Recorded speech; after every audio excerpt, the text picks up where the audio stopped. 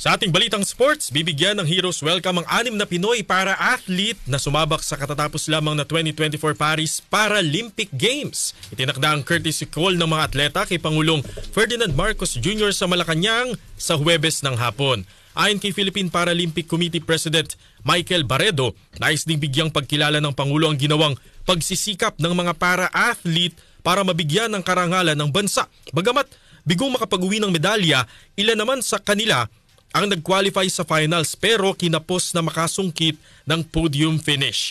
Ang delegasyon ng Team Pilipinas ay binubuo ng para-archer na si Agustina Bantilok, Taekwondo Jean Aline Ganapin, wheelchair racer Gerald Mangliwan, javelin thrower Sandy Asusano at para-swimmers Angel Otom at Ernie Gawilan.